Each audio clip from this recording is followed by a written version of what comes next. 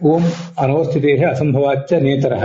ಓಂ ಜೀವಸ್ಯ ಜೀವಾಂತರ ನಿಯಾಮಕತ್ವೇ ಅನವಸ್ಥಿತೇಃ ಸಾಮ್ಯಾದ್ ಅಸಂಭವಾಚ್ಚ ನ ಜೀವಃ ನಿಯಮೇ ಪ್ರಮಾಣಾಭಾವಾತ್ ಅನೀಶ್ವರಾಪೇಕ್ಷತ್ವಾಚ್ಚ.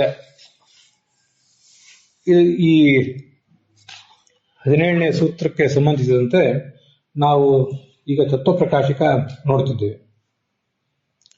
ಆ ತತ್ವಪ್ರಕಾಶಿಕದಲ್ಲಿ ನನು ಜೀವತ್ವ ಸಾಮ್ಯೇಪಿ ನೀಚೋಚ್ಚ ಭಾವವತ್ ನಿಯಮ್ಯ ನಿಯಾಮಕ ಭಾವ ಸಂಭವ ಕಿಂ ನ ಸ್ಯಾತ್ ಇತ್ಯಥೋ ವಾಹ. ಅಗ್ನಿ ಒಬ್ಬ ಜೀವ, ಉಳಿದವರು ಒಬ್ರು ಜೀವ ಅಂತ ಆಗಿಬಿಟ್ರೆ ಅವ್ರು ಒಬ್ಬರನ್ನೊಬ್ರು ನಿಯಮಿಸುವುದು ಹೇಗೆ? ಸಾಮ್ಯಾತ್ ಅಂತ ಸೂತ್ರದಲ್ಲಿದೆ. ನಿಯಾಮಕತ್ವಮೇ ಅನವಸ್ಥಿತಿ ಸಾಮ್ಯ ಸೂತ್ರದಲ್ಲಿಲ್ಲ, ಭಾಷ್ಯದಲ್ಲಿದೆ. ಸಾಮ್ಯಾತ್ ಅಸಂಭವಾಚ್ಯ. ಎಲ್ಲರೂ ಜೀವರೇ ಅಂತ ಆಗಿಬಿಟ್ರೆ ಅವ್ರು ಹೇಗೆ ನಿಯಮಿಸ್ತಾರೆ? ಅದಕ್ಕೆ ಅವರೊಂದು ಪ್ರಶ್ನೆ ಮಾಡ್ತಾರಲ್ಲಿ ಪೂರ್ವಪಕ್ಷದವರು. ಎಲ್ಲರೂ ಸಮಾನರು ಇರಬಹುದು, ಆದ್ರೆ ಅವರೆಲ್ಲ ನೀಚೋಚ್ಚ ಭಾವ ಇದೆಯಲ್ಲ, ತಾರತಮ್ಯ ಇದೆಯಲ್ಲ, ಹಾಗೆ ನಿಯಾಮಕ ಭಾವವಾದ್ರೂ ಯಾಕಿರಬಾರ್ದು? ಭಾವ ಅಸಂಭವ, ನಿಯಾಮಕ ಭಾವ ಸಂಭವ, ಅದನ್ನು ಹೊಂದಿಸಬಹುದಲ್ಲ ಅಂತ ಪ್ರಶ್ನೆ ಬಂದ್ರೆ ಈ ಪ್ರಶ್ನಕ್ಕೂ ಉತ್ತರ ಕೊಡ್ತಿದ್ದಾರೆ. ನಿಯಮ ಪ್ರಮಾಣಾಭಾವಾತ್, ನಿಯಮೇ ಪ್ರಮಾಣಾಭಾವಾತ್ ಅಂತ ಹೀಗೆ ಉತ್ತರ ಕೊಡ್ತಿದ್ದಾರೆ.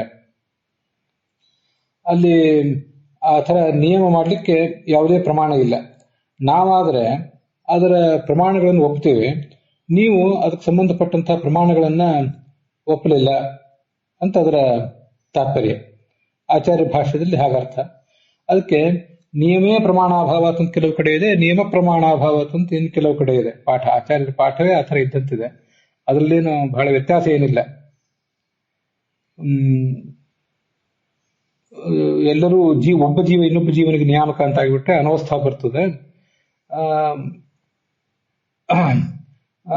ಎಲ್ಲರೂ ಜೀವರು ಅಂತ ಆಗಿಬಿಟ್ರೆ ಹಾಗೆ ಅವ್ರು ಒಬ್ಬರು ಇನ್ನೊಬ್ಬರನ್ನ ನಿಯಮಿಸಲಿಕ್ಕೂ ಸಾಧ್ಯವಿಲ್ಲ. ಅಸಂಭವಾಚ್ಚ. ಎಲ್ಲರೂ ಅಸ್ವತಂತ್ರರು ಅಂದ್ಮೇಲೆ ಅವ್ರು ಹೇಗೆ ನಿಯಮಿಸ್ತಾರೆ? ನಿಯಮೇ ಪ್ರಮಾಣಾಭಾವ. ಒಬ್ಬ ಜೀವ ಇನ್ನೊಬ್ಬ ಜೀವನಿಗೆ ನಿಯಾಮಕ ಆಗಿದ್ದಾನೆ ಅನ್ನಲಿಕ್ಕೆ ಪ್ರಮಾಣಗಳನ್ನ ನಾವು ಅನೇಕ ಪ್ರಮಾಣಗಳನ್ನು ತೋರಿಸ್ತೇವೆ. ನಮಗೆ ತಾರತಮ್ಯ ಮತ್ತು ಒಬ್ರಿಗೊಬ್ರು ನಿಯಾಮಕರು ಅನ್ನೋದ್ರ ಬಗ್ಗೆ ನಮ್ಮ ಹತ್ರ ಬೇಕಾಷ್ಟು ಪ್ರಮಾಣಗಳಿವೆ, ನಾವು ಅದನ್ನು ತೋರಿಸ್ತೀವಿ. ನೀವು ಹೇಗೆ ತೋರಿಸ್ತೀರಿ ಅಂತ ಅದರ ತಾತ್ಪರ್ಯ.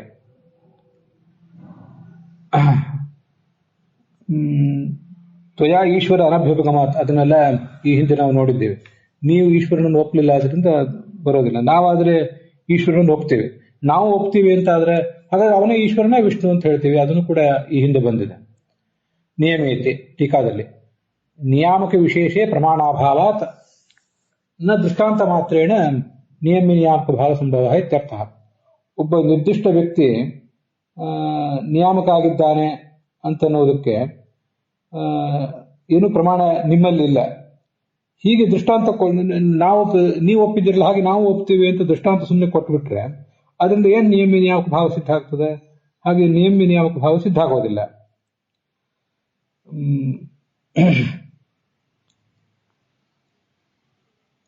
ಇಂಥವನೇ ನಿಯಾಮಕ ಆಗಬೇಕು ಅನ್ನೋದ್ರ ಬಗ್ಗೆ ನಿರ್ದಿಷ್ಟವಾದ ಪ್ರಮಾಣ ಏನೂ ಇಲ್ಲ.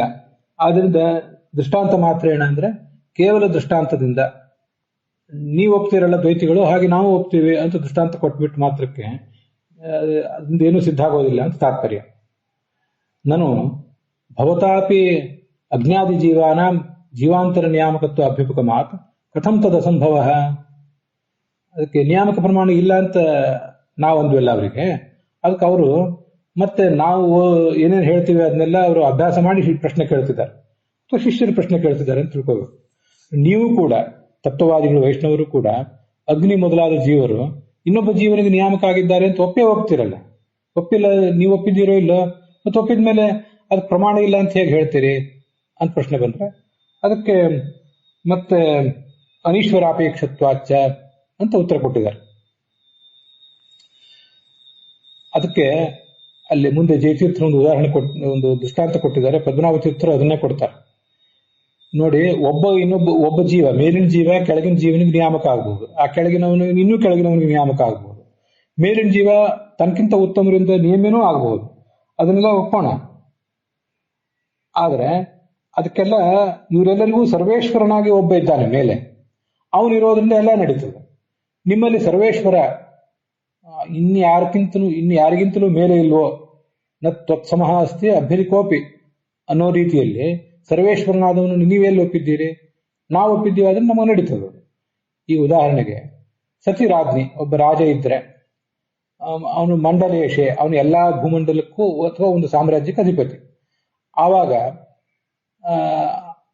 ತಚ್ಛಕ್ಯ, ಅವನ ಶಕ್ತಿಗೆ ಅನುಸಾರವಾಗಿ ಪ್ರಜಾನಾಂ ನಿಯಮ್ಯ ನಿಯಾಮಕ ಭಾವ ಸಂಭವತಿ. ಅವನ ಕೈ ಕೆಳಗಿರುವ ಪ್ರಜೆಗಳು, ಒಬ್ಬ ಸಾಮಂತ ರಾಜ ಅವನು ಇನ್ನೊಬ್ಬನಿಗೆ ನಿಯಾಮಕ, ಹೀಗೆಲ್ಲ.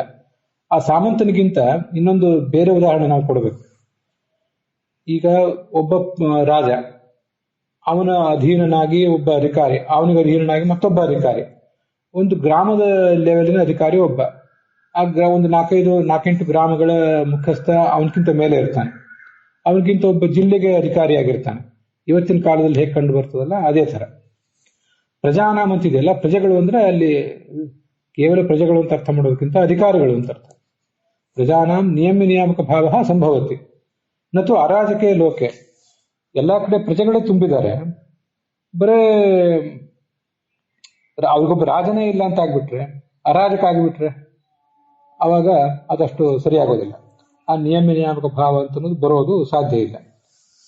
ಈಶ್ವರನನ್ನು ನಾವು ಒಪ್ತೇವೆ, ಆದರೆ ನಿಮಗೆ ಅದು ಸಾಧ್ಯ ಆಗೋದಿಲ್ಲ. ತಥಾ ಅಸ್ಮತ್ ಪಕ್ಷೆ ಜೀವಾನಾಂ ಈಶ್ವರ ಶಕ್ತಿಯ ಜೀವಾಂತರ ನಿಯಾಮಕತ್ವ ಉಪಪದ್ಯತೆ ನ ಪರಪಕ್ಷೆ. ನಾವು ಏನು ಹೇಳ್ತೀವಿ, ಒಬ್ಬ ಜೀವ, ಚತುರ್ಮುಖ ಬ್ರಹ್ಮ ಅನ್ನುವ ಒಬ್ಬ ಜೀವ ತನಕ್ಕಿಂತ ಕೆಳಗಿನ ಗರುಡ ಶೇಷ ರುದ್ರಾದಿಗಳಿಗೆ ನಿಯಾಮಕ ಅಂತ ಹೀಗೆ ನಾವು ಅದನ್ನು ಒಪ್ತೇವೆ. ಅವ್ರ ಕೆಳಗಿನವ್ರಿಗೆ ನಿಯಾಮಕರು, ಅವ್ರ ಕೆಳಗಿನವ್ರಿಗೆ ನಿಯಾಮಕರು ಅನ್ನೋದು ಒಪ್ತೇವೆ. ಆದರೆ ನ ಪರಪಕ್ಷೆ, ನೀವು ಆ ಈಶ್ವರನನ್ನು ಎಲ್ಲಿ ಒಪ್ಪಿದ್ದೀರಿ? ನ ಪರಪಕ್ಷೆ ಪರಮೇಶ್ವರ ಅನಂಗೀಕಾರ ಅಂತ ಭಾವ. ಪರಮೇಶ್ವರನಾದವನನ್ನ, ಸರ್ವೋತ್ತಮನಾದವನ್ನ ನೀವೆಲ್ಲಿ ಒಪ್ಪಿದ್ದೀರಿ? ಅದು ನೀವು ಒಪ್ಪಲಿಲ್ಲ. ಅಲ್ಲಿ ಒಪ್ತೀವಿ ಅಂತ ಹೇಳಿದ್ರೆ, ಒಪ್ತೀವಿ ಅಂದ್ರೆ ಒಳ್ಳೇದೇ ಆಯ್ತು. ಹಾಗಾದ್ರೆ ಒಪ್ತೀವಿ ಅಂದ್ರೆ ಅವನ ಹೆಸರೇನು ಮತ್ತೆ ಪ್ರಶ್ನೆ ಶುರುವಾಗ್ತದೆ. ಅವನು ಶಿವನೋ ವಿಷ್ಣುವೋ? ಆವಾಗ ನಾವು ಮತ್ತೆ ಅವನು ಶಿವ ಅಲ್ಲ ವಿಷ್ಣು ಅಂತ ಸ್ಥಾಪನೆ ಮಾಡಬೇಕಾಗ್ತದೆ. ಅಂತೂ ಪರಮೇಶ್ವರನಾದವನನ್ನು ನೀವು ಒಪ್ತಿರೋ ಹೇಗೆ ಅನ್ನೋದ್ರ ಮೇಲೆ ಇದೆಲ್ಲ ಅವಲಂಬಿತ ಇದೆ. ಆದ್ರಿಂದ ತಸ್ಮಾತ್ ವಿಷ್ಣುರೇವ ಅಕ್ಷಯಾದಿತ್ಯ ಸ್ಥಿತ. ಕೊನೆಗೆ ಏನಾಯ್ತು, ವಿಷ್ಣುವೇ ಕಣ್ಣಿನಲ್ಲಿ ಮತ್ತು ಆದಿತ್ಯನಲ್ಲಿ ಇದ್ದಾನೆ, ಅವನೇ ದಿವ್ಯ ದೃಷ್ಟಿ ಗೋಚರನಾಗ್ತಾನೆ.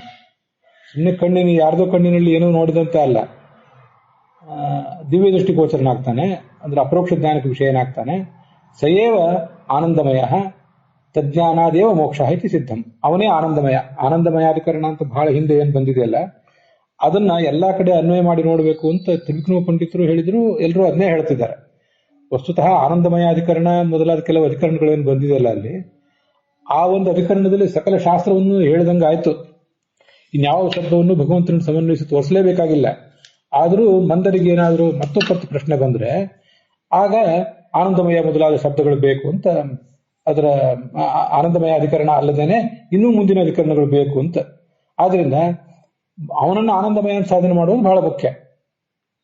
ಕಣ್ಣಿನೊಳಗಿರುವ ಸೂರ್ಯನೊಳಗಿರುವ ಭಗವಂತನೇ ನಮಗೆ ದಿವ್ಯ ದೃಷ್ಟಿ ಗೋಚರನಾಗ್ತಾನೆ, ಅವನೇ ಆನಂದಮಯನಾಗಿದ್ದಾನೆ, ಅವನನ್ನು ತಿಳಿದ್ರೆ ಮೋಕ್ಷ ಎಂಬುದಾಗಿ ಸಿದ್ಧವಾಯಿತು ಅಂತ ಅರ್ಥ.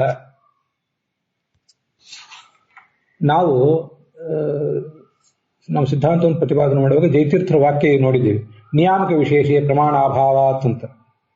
ಒಬ್ಬ ನಿರ್ದಿಷ್ಟ ನಿಯಾಮಕ ಇದ್ದಾನಲ್ಲಿ ಪ್ರಮಾಣ ಇಲ್ಲ ಅಂತ ಹೇಳಿದ್ವಲ್ಲ, ಅದಕ್ಕೆ ರಾಘವೇಂದ್ರ ಸ್ವಾಮಿ ಟಿಪ್ಪಣಿಯಲ್ಲಿ ಭಾವದೀಪದಲ್ಲಿ 792ನೇ ಪುಟದಲ್ಲಿ ಪ್ರಮಾಣ ಇಲ್ಲ ಅಂತ ಯಾಕೆ ಹೇಳ್ಬೇಕು? ಯದ್ಯಪಿ ಪ್ರಮಾಣಗಳಿದೆಯಲ್ಲ, ಇಂದ್ರೋ ವೈ ದೇವಾನ ಮೋಜಿಷ್ಠ ಅಂತ ಒಂದು ಪ್ರಮಾಣ ಇದೆ. ಇದು ಗೋಪಥ ಬ್ರಾಹ್ಮಣದಲ್ಲಿ 2:1:17. ಗೋಪಥ ಬ್ರಾಹ್ಮಣ ಅನ್ನೋದು ಯಾವ ವೇದದಲ್ಲಿ ಬಂದದ್ದು ನಂಗೆ ಸಿಕ್ಕಿಲ್ಲ, ತಂತ್ರಜ್ಞಾನದ ನೆರವಿನಿಂದ ಹುಡುಕಿ ತೆಗೆದಿದ್ದೇನೆ. ಅದಾದ್ಮೇಲೆ ಮತ್ತೂ ಒಂದು ವಾಕ್ಯ ಇದೆ, ರುದ್ರೋವಾವ ಲೋಕಾಧಾರ ಅಂತೇಳಿ, ಅದು ಎಲ್ಲಿ ಅಂತ ನಮ್ಗೆ ಸಿಕ್ಕಿಲ್ಲ. ವಾಯುನಾಭ ಈ ಗೌತಮ ಸೂತ್ರೇಣ ಅಯಂಚ ಲೋಕಃ ಅಂಥೇಳಿ ಮತ್ತೊಂದು ಸೂತ್ರ ಇದೆ. ಈ ಗೌತಮ ಅದು ಒಬ್ಬ ಶಿಷ್ಯನಿಗೆ ಗುರುವಾದವನು ಉಪದೇಶ ಮಾಡ್ತಿರುವಂತಹ ಪ್ರಸಂಗ ಅದು. ವಾಯು ಎಲ್ಲರನ್ನು ಕೂಡ ನಿಯಮಿಸಿದ್ದಾನೆ ಅಂತ ಹೀಗೆ ಬರುವಂತ ವಿಚಾರ. ಅಯಂಚ ಲೋಕ, ಈ ಎಲ್ಲಾ ಲೋಕಗಳು ಕೂಡ ಸೂತ್ರನಾಮಕನಾದಂತಹ ವಾಯುವಿನಿಂದ ನಿಯಂತ್ರಿತವಾಗಿವೆ. ಅದಕ್ಕೆ ಅವನನ್ನು ಸೂತ್ರನಾಮಕ ಅಂತ ಬೇರೆ ಬೇರೆ ಕಡೆ ಹೇಳ್ತಿರ್ತಾರೆ, ನಾವು ಎಲ್ಲ ಅದನ್ನು ಕೇಳಿರ್ತೇವೆ. ಸಂದೃಬ್ಧ, ಎಲ್ಲವನ್ನೂ ಅವನು ಪೋಣಿಸಿ ಹಿಡಿದಿದ್ದಾನೆ ಅಂತ. ಒಂದು ಸೂತ್ರ ಅಥವಾ ಹಗ್ಗ ಅನ್ನೋದು ಅನೇಕ ಮಣಿಗಳನ್ನ ಪೋಣಿಸಿ ಹಿಡಿದಿರ್ತದಲ್ಲ, ಒಂದು ಕಡೆ ಅವು ಚೆಲ್ಲಾಪಿಲ್ಲಿ ಆಗದಂತೆ, ಆ ಥರ ಅದರ ತಾತ್ಪರ್ಯ. ಯಾಜ್ಞವಲ್ಕ್ಯರು ಕೆಲವು ಕಡೆ ಗೌತಮ ಅಂತಾನೇ ಇದೆ, ಆ ಗೌತಮನ ಶಿಷ್ಯನಿಗೆ ಹೇಳಿದ್ದು ವಾಯುವೇ ಸೂತ್ರ. ಸೂತ್ರ ಎಂಬ ಹೆಸರಿನ ವಾಯುವಿನೆಂದರೆ ಈ ಲೋಕ, ಪರಲೋಕ ಮತ್ತು ಎಲ್ಲಾ ಪ್ರಾಣಿಗಳು ಕೂಡ ಸುವ್ಯವಸ್ಥಿತವಾಗಿ ಧರಿಸಲ್ಪಟ್ಟಿವೆ ಅಂತ ಅದರ ತಾತ್ಪರ್ಯ. ಮತ್ತೆ ಅವನು ವಾಯು ದೇಹದಿಂದ ಹೊರಟ್ರೆ ಸಂಶಿಷ್ಯತಿ ಅಸ್ಯ ಅಂಗಾನಿ ಸಂಶಿಷ್ಯಂತಿ. ಆ ವಾಯು ದೇಹದಿಂದ ಹೊರಟೋಗ್ಬಿಟ್ರೆ ನಮ್ಮ ಅಂಗಾಂಗಗಳೆಲ್ಲ ಸಿಡಿದು ಬಿದ್ದು ಹೋಗ್ತವೆ, ಅವನು ಸತ್ತೋಗ್ಬಿಡ್ತಾನೆ ವ್ಯಕ್ತಿ ಅಂತ ಹೀಗೆ ಅದಕ್ಕೆ ಹೀಗೆ ಅದರ ಅರ್ಥ ಇದೆ ಅಲ್ಲಿ. ಅದು ಬೃಹದಾರಣ್ಯಕ ಉಪನಿಷತ್ತಿನ 3ನೇ ಅಧ್ಯಾಯದಲ್ಲಿ ಬಂದಿರುವಂತಹ ಅಂಶ. ಹೀಗೆ ಇವು ಮೂರು ಕೂಡ ಬೇರೆ ಬೇರೆ ಕಡೆ ಬಂದಿರೋದು, ಒಂದೇ ಕಡೆ ಬಂದಿರುವಂತ ಅಲ್ಲ ಅನ್ನೋದನ್ನ ಶ್ರೋತೃಗಳು ಗಮನಿಸಬೇಕು. ಮತ್ತೆ ಇದು ಹೀಗೆಲ್ಲ ಒಂದಿಷ್ಟು ಪ್ರಮಾಣಗಳಿವೆ. ಯದ್ಯಪಿ ಹೀಗೆ ಪ್ರಮಾಣಗಳಿವೆ, ಪ್ರಮಾಣ ಇಲ್ಲ ಅಂತಲ್ಲ, ಪ್ರಮಾಣ ಇಲ್ಲ ಅಂತ ನಮ್ಮ ತಾತ್ಪರ್ಯ ಅಲ್ಲ. ಆದ್ರೆ ನಮ್ಗೆ ಆ ಪ್ರಮಾಣಗಳನ್ನೆಲ್ಲ ಏಕರೂಪವಾಗಿ ಜೋಡಿಸ್ಲಿಕ್ಕೆ ನಮಗೂ ಶಕ್ತಿ ಇದೆ. ಯಾಕೆಂದ್ರೆ ನರತೆ ತತ್ಕ್ರಿಯತೆ ಕಿಂಚನಾರೆ ಅಂತ ಈ ಋಗ್ವೇದದ 10ನೇ ಮಂಡಲ ಅಲ್ಲಿ 112 ಸೂಕ್ತ ಇದ್ದಿರಬೇಕು. ಆ ಸೂಕ್ತದಲ್ಲಿ 9ನೇ ಮಂತ್ರ ಹೊಂದಿದೆ. ನರತೆ ತತ್ಕ್ರಿಯತೆ ಕಿಂಚನಾರೆ ಮಹಾಮರ್ಕಂ ಮಘವನ್ ಚಿತ್ರಮರ್ಚ. ಚಿತ್ರಮರ್ಚ ಅಂತ ಅನ್ನೋದನ್ನ ದೇವತಾ ಪೂಜೆ ಕೋಣೆಯಲ್ಲೆಲ್ಲ ಬರ್ಕೊಂಡಿರ್ತಾರೆ ಕೆಲವರು, ನೀವು ನೋಡಿರ್ತೀರಿ. ಮಘವನ್ ಚಿತ್ರಮರ್ಚ ಅಂತ ಬರ್ಕೊಂಡಿರ್ತಾರೆ. ಮಘವನ್ ಅಂದ್ರೆ ಇಂದ್ರ ಅಂತ ಅರ್ಥ ಅಲ್ಲ, ಭಗವಂತನೇ, ಯಜ್ಞದಲ್ಲಿ ಪೂಜಿತನಾದ ಭಗವಂತನೇ. ಚಿತ್ರಮರ್ಚ, ಪೂಜೆ ನಾನೇನ್ ಮಾಡೋದು, ನಿನ್ ಪೂಜೆಯನ್ನು ನೀನೇ ಮಾಡ್ಕೋ, ನಾನು ಸುಮ್ಮನೆ ಉಪಕರಣನಾಗಿ ಕೂತಿರ್ತೇನೆ. ಚಿತ್ರಂ ಬಹುವಿಧವಾಗಿ ಅರ್ಚ ಅಂತ ಇರ್ತಿರೋದು. ಅಲ್ಲಿ ಏನಿದೆ ಅಂದ್ರೆ ನೃತೆ ತತ್ಕ್ರಿಯತೆ ಕಿಂಚನ, ಆರೆ. ಸಂಸ್ಕೃತದಲ್ಲಿ ಆರೆ ಅನ್ನುವುದು ಹಿಂದಿಯ ಕಲ್ ಇದ್ದಂತೆ. ಕಲ್ ಅನ್ನೋದಕ್ಕೆ ಹಿಂದಿ ನಿನ್ನೆ ಅಂತನೂ ಅರ್ಥ, ನಾಳೆಯೂ ಅಂತ ಅರ್ಥ. ಹಾಗೆ ಆರೆ ಅನ್ನೋದಕ್ಕೆ ಸಮೀಪ ಅಂತನೂ ಅರ್ಥ, ದೂರ ಅಂತನೂ ಅರ್ಥ. ಭಗವಂತನೇ ಸಮೀಪದಲ್ಲಾಗಲಿ ದೂರದಲ್ಲಾಗಲಿ ನಿನ್ನನ್ನು ಬಿಟ್ಟು ಮತ್ತೇನಿದೆ, ನೀನು ಸರ್ವೇಶ್ವರನಾಗಿದ್ದಿ. ಆದ್ರಿಂದ ಇವರು ಕೆಳಗಿನವರು ಮೇಲಿನವರ, ಆ ಮೇಲಿನವರು ಮತ್ತೊಬ್ಬರ ಅಧೀನರಾಗಿದ್ದಾರೆ ಅಂತ ಹೀಗೆ ಒಂದು ಮಾತಿದೆ. ನನಗೆ ಇದೇ ಸಂದರ್ಭದಲ್ಲಿ ಭಾಗವತ ತಾತ್ಪರ್ಯದಲ್ಲಿ ಬಂದಿರುವಂತಹ ಒಂದು ಮಾತು ನೆನಪಿಗೆ ಬರ್ತದೆ. ಶೇಷಸ್ಯ ಪ್ರತಿಬಿಂಬಾಸ್ತು ದೇವಾ ಶೇಷಸ್ತು ಬ್ರಹ್ಮಣ ಸ ಪರಬ್ರಹ್ಮಣಶ್ಚೈವ ತೇ ಸ್ವಬಿಂಬ ಪ್ರದರ್ಶಕಾ ಅಥ ಸ್ವಬಿಂಬದ್ವಾರೈವ ಪರಮಾತ್ಮ ಪ್ರದರ್ಶನಂ ಅಂತ. ಎಲ್ಲಾ ದೇವತೆಗಳು ಕೂಡ ಶೇಷನ ಪ್ರತಿಬಿಂಬರು. ಶೇಷಸ್ತು ಬ್ರಹ್ಮಣ, ಆ ಶೇಷ ಅಂದ್ರೆ ಗರುಡ ಶೇಷ ರುದ್ರರು, ಆ 3 ಜನರನ್ನು ಇಟ್ಕೊಂಡಿದ್ದಾರೆ. ಅವನು ಬ್ರಹ್ಮಣ, ಚತುರ್ಮುಖ ಬ್ರಹ್ಮನ ಪ್ರತಿಬಿಂಬ. ಆ ಚತುರ್ಮುಖ ಬ್ರಹ್ಮ ಪರಬ್ರಹ್ಮನ ಪ್ರತಿಬಿಂಬ. ತೇ ಸ್ವಬಿಂಬ ಪ್ರದರ್ಶಕ. ಆದ್ರಿಂದ ನಮಗೆ ನಮ್ಗಿಂತ ಮೇಲಿನವರ ಅನುಗ್ರಹ ಯಾಕೆ ಬೇಕು ಅಂದ್ರೆ, ನಾವು ನಮ್ಮ ಗುರುವನ್ನು ಆರಾಧನೆ ಮಾಡಿದ್ರೆ ಆ ಗುರು ತನ್ನ ಸ್ವರೂಪವನ್ನು ನಮಗೆ ತೋರಿಸ್ತಾನೆ, ತನ್ನ ಗುರು ಯಾರು ಅಂತನೂ ತೋರಿಸ್ತಾನೆ, ಆ ಮೇಲಿನ ಗುರು ಇನ್ನೂ ಮೇಲಿನ ಗುರು ಅಂತ ತೋರಿಸ್ತಾನೆ. ಹೀಗೆ ನಮ್ಮ ಇಮಿಡಿಯೇಟ್ ಮೇಲಿನ ಬಿಂಬ ಏನಿದೆಯಲ್ಲ, ಯಾವುದಕ್ಕೆ ನಾವು ಇಮಿಡಿಯೇಟ್ ಪ್ರತಿಬಿಂಬ ಆಗಿದ್ದೀವಲ್ಲ, ಆ ಇಮಿಡಿಯೇಟ್ ಬಿಂಬದ ಜ್ಞಾನದಿಂದ ಭಗವಂತನ ಜ್ಞಾನ ಆಗ್ತದೆ ಅಂತ ಭಾಗವತ ತಾತ್ಪರ್ಯದಲ್ಲೂ ಒಂದು ಬ್ರಹ್ಮತರ್ಕ ಪ್ರಾಯ ಅಥವಾ ಇನ್ನೊಂದು ಯಾವುದೋ ಗ್ರಂಥ ಇದ್ದಿರ್ಬೋದು, ಅಲ್ಲಿ ಅದು ಬಂದಿದೆ. ಹೀಗೆ ನಮ್ಮಲ್ಲಿ ಒಬ್ಬ ಪರಮೇಶ್ವರ ಇದ್ದಾನೆ, ಅವನ ಅಧೀನ ಉಳಿದವರಾಗಿದ್ದಾರೆ. ನಿಮ್ಮಲ್ಲಿ ಸ್ವತಂತ್ರನಾದ ಈಶ್ವರ ಅಂತ ಇಲ್ವಲ್ಲ, ಆದ್ರಿಂದ ನಿಮಗೆ ಸಮಸ್ಯೆ ಆಗ್ತದೆ ಅಂತ ತಾತ್ಪರ್ಯ. ಟೀಕಾದಲ್ಲಿ ಭವತಾಪಿ, ನೀವು ಕೂಡ ಅಗ್ನಿ ಮೊದಲಾದ ಜೀವರು ಇನ್ನೊಬ್ಬ ಜೀವರ ನಿಯಾಮಕ ಅಂತ ಒಪ್ಪಿದ್ದೀರಲ್ಲ ಅಂತ ಪ್ರಶ್ನೆ ಬಂದಾಗ ಅದಕ್ಕೆ ಆ ಒಂದು ಪ್ರಶ್ನೆಗೆ ಉತ್ತರ ರೂಪವಾಗಿಯೂ ಕೂಡ ಅನೀಶ್ವರಾಪೇಕ್ಷತ್ವ ಅಂತ ಉತ್ತರ ಇದೆ. ನೀವು ಈಶ್ವರನನ್ನು ಒಪ್ಪಲಿಲ್ಲ ಅಂತ ಹೇಳಿ. ಅದಕ್ಕೆ ರಾಘವೇಂದ್ರ ಸ್ವಾಮಿಗಳು ಭವತಾಪಿ ಇತಿ ಅಂತಿದೆಯಲ್ಲ, ಅದಕ್ಕೆ ರಾಘವೇಂದ್ರ ಸ್ವಾಮಿಗಳು 792ನೇ ಪುಟದಲ್ಲಿ ಭಾವದೀಪದಲ್ಲಿ ಬರೆದ ಉಲ್ಲೇಖ ಇದೆ. ಕತ್ಯೇವ ದೇವಾ ಪ್ರಜಾವಿಧಾರಯಂತೆ ಅಂತ. ಇದು ಷಟ್ಪ್ರಶ್ನೋಪನಿಷತ್ತು, ಅದರಲ್ಲಿ 2ನೇ ಪ್ರಶ್ನೆ.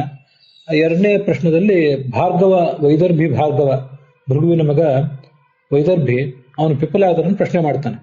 ಪೂಜ್ಯರೇ, ಎಷ್ಟು ದೇವತೆಗಳು ಜೀವಿಗಳನ್ನು ಪಾಲನೆ ಮಾಡ್ತಾರೆ ಅದನ್ನು ಹೇಳಿ ಅಂತ.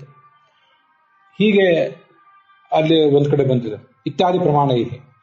ಅದಲ್ಲದೆ ಸ್ವಾಮಿನ ಫಲಶ್ರುತೆ ಅಂತ ಇನ್ನೊಂದು ಸೂತ್ರ, 3ನೇ ಅಧ್ಯಾಯ 4ನೇ ಪಾದ 44ನೇ ಸೂತ್ರ. ಅಲ್ಲಿ ಬ್ರಹ್ಮವಿದಾಪ್ನೋತಿ ಪರಂ ಇತಿ ಫಲಂ ಸ್ವಾಮಿನಾಂ ದೇವಾನಾಮೇವ ಭವತಿ. ಪರಬ್ರಹ್ಮನನ್ನು ತಿಳಿದವನು ಪರಬ್ರಹ್ಮನನ್ನು ಹೊಂದುತ್ತಾನೆ ಇತ್ಯಾದಿಗಳು ವರ್ಣನೆ ಮಾಡ್ತಾರಲ್ಲ. ನಮ್ಮನ್ನೆಲ್ಲರನ್ನೂ ಪ್ರೇರಿಸಿದವರು ದೇವತೆಗಳು, ಮುಖ್ಯವಾಗಿ ಫಲ ಅವರಿಗೆ ಸಿಗೋದು ಅಂತ ಅಲ್ಲಿ ಮಾಧ್ಯಂದಿನಾಯನ ಶ್ರುತಿ ಅಂತ ಒಂದು ಶ್ರುತಿಯನ್ನ ಉಲ್ಲೇಖ ಮಾಡಿದ್ದಾರೆ ಆಚಾರ್ಯರು. ಯದುಕಿಂಚ ಇಮಾ ಪ್ರಜಾ ಶುಭಮಾಚರಂತಿ ದೇವಾ ಏವ ತದಾಚರಂತಿ, ಯದುಕಿಂಚ ಇಮಾ ಪ್ರಜಾ ವಿಜಾನತೆ ದೇವಾ ಏವ ತದ್ವಿಜಾನತೆ, ದೇವಾನಾಂ ಹ್ಯೇತದ್ಭವತಿ ಸ್ವಾಮೀ ಫಲಮಶ್ನುತೆ ನ ಅಸ್ವಾಮಿ ಕರ್ಮ ಕುರ್ವಾಣ.